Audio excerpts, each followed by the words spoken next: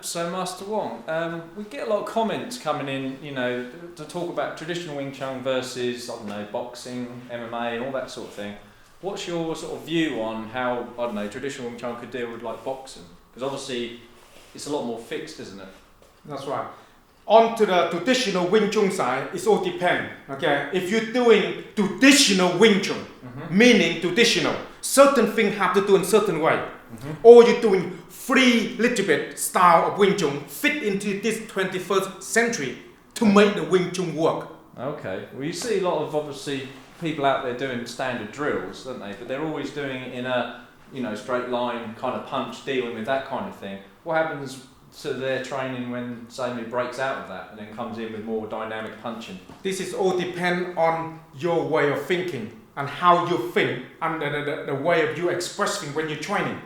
If you're training, say, so punching me like the Wing Chun do, then this doesn't really matter then. You get what I mean? Yeah. But now you're changing the framework to that. My hand certainly is not in that line anymore. Do you understand what I mean? Right. So my hand certainly changing from here. That I can't do anything to you, but when you change into this, I'm not in that framework no more.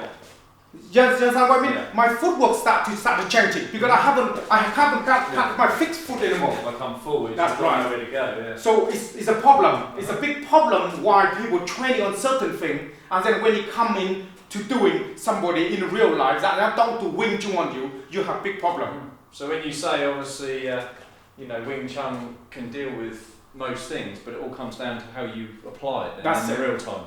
It's all come down to individuals that the way they train. Yeah. Okay? The way you train it made it very different. If you train for fighting, you have to make sure that guy you are training with or doing things, they are good fighting. So you move like the boxing, I'm not gonna be like the Wing Chun one.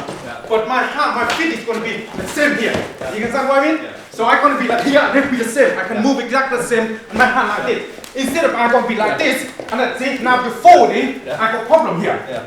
You got backing up all the That's time. right, it's a big problem. So my feet have to be freely.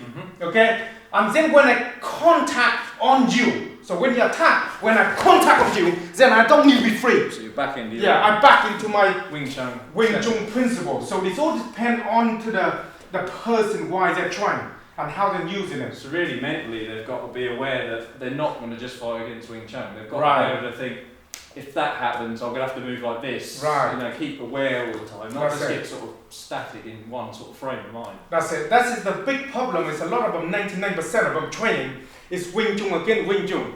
So this is what happened. Yeah.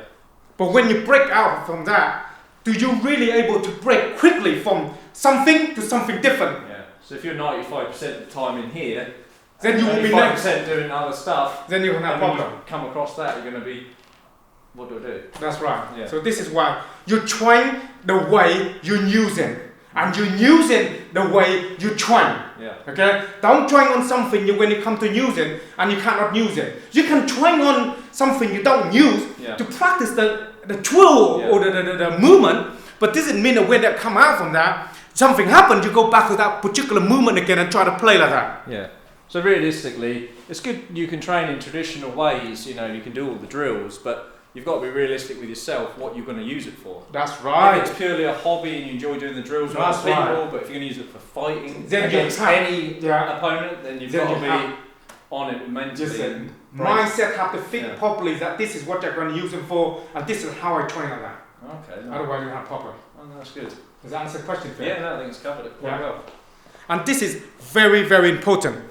If you're going to train in the way you think you're training in, then you're going to use the way you think you're going to use them in. Because what happens when the time comes, certainly you're going to change from one to something else very extreme, then you won't be able to pick that up very quickly. Because your body and your mind don't respond that fast. It's to answer the question fair.